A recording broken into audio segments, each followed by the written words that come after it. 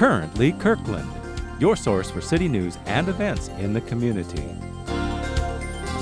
With Connie Turman at the news desk. Stay up to date with weekly news reports and what's happening in Kirkland. Now, here's Connie. Welcome to Currently Kirkland, where every week you can engage with your community by discovering the latest developments in citywide events. I'm Connie Turman. The City of Kirkland is continuing to collaborate with citizens and various councils on a new set of ambitious codes that would encourage more sustainable building practices and actions. The primary purpose of the Green Codes project is to promote low-impact development, increase energy efficiency on public and private properties, and I think we can all agree that saving our natural resources is important. The proposed codes, called Green Codes, could provide a wide range of incentives for a range of efforts that increase renewable energy and energy efficiency, while decreasing the amount of polluted stormwater that washes into Puget Sound.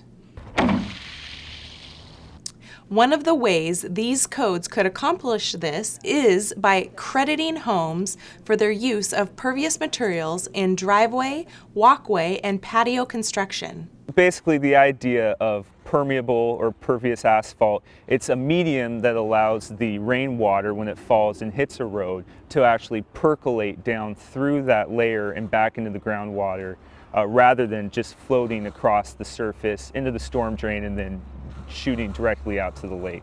In single-family neighborhoods, the city's code currently allows builders to develop 50% of a lot size with impervious surfaces that drain stormwater directly into the streets and drains. And stormwater regulations only require a developed lot to recapture just 10% of the stormwater it generates. In addition, the current code doesn't distinguish between a driveway that channels water into the stormwater system and a pervious driveway that filters water into the soil beneath it. In creating the Green Codes, we mostly removed barriers in the zoning code and the municipal code and created incentives so that property owners and developers alike could make more sustainable choices. One example of a Green Code is changing how we calculate lot coverage. For example, if somebody was building or remodeling a home, they can now use pervious concrete for their walkways and driveways or patios, and they can get a break on their lot coverage. This may not seem like much, but it could help somebody add a couple hundred square feet onto their home, and at the same time, by using pervious surface, help keep pollution out of Kirkland streams and Lake Washington. Using Green Codes is a win-win proposition. The Green Codes consist of more than 20 amendments to the city's existing zoning and municipal codes, but they also formed new chapters devoted to the low-impact development on sites with 4 or more lots and electric vehicle infrastructure such as charging stations. To draft the codes, city staff devoted much of 2011 to identifying and ultimately removing the barriers to more sustainable development in Kirkland. Many of Green Code's goals are being tested at the Northwest Harvest House, a private residence in Kirkland.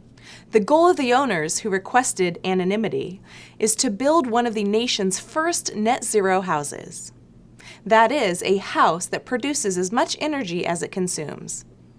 To build the house, architects are reusing 98% of the material from the house that originally stood on that lot.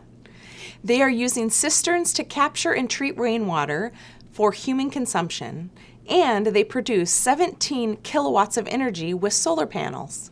The house has the nation's largest rain garden, and it has an expansive vegetable garden and mini fruit orchard. When the house is completed in April, the owners are hoping for a LEED Platinum rating, as well as a 5-star Built Green certification. The Heathman Hotel was recently voted one of the nation's best luxury hotels by one of the nation's most popular travel websites.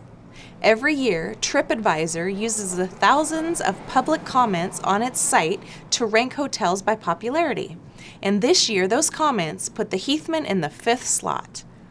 If the tolls on the 520 bridge have you believing your only other options across the lake are I-90 or Lake City Way, King County Metro has dedicated a website and a video to you. The site also introduces commuters to van pooling, which are exempt from 520 tolls and telecommuting. Peak hour traffic on the 520 bridge has plummeted by 35 to 40% since the Washington State Department of Transportation began tolling on December 29th. To a large extent, the Department of Transportation says peak times on I-90 and 522 have increased, with I-90 receiving most of the impact. However, total traffic for the entire system has decreased by 5 to 10%. Annie Johnson, a spokesperson for the Department of Transportation, says that decrease reflects people's decisions to eliminate non-essential trips across the lake, such as shopping. Of course, if you have to get across the lake, the question you must answer is not if, but how. And there again, technology has an answer for you. 2 smartphone apps can predict in real time how much money the 520 toll will cost and how much time it will save you.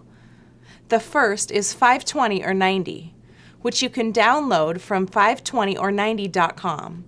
The other app is called Toll Troll. It is available at the App Store and Android's Market. Remember, you can access any episode of Currently Kirkland on demand on the city's website or on your mobile device and on YouTube. We'd also love to hear from you. If you have any news tips, suggestions, or comments, please send them to kirklandtv@kirklandwa.gov. Thanks for watching Currently Kirkland. We'll see you next week.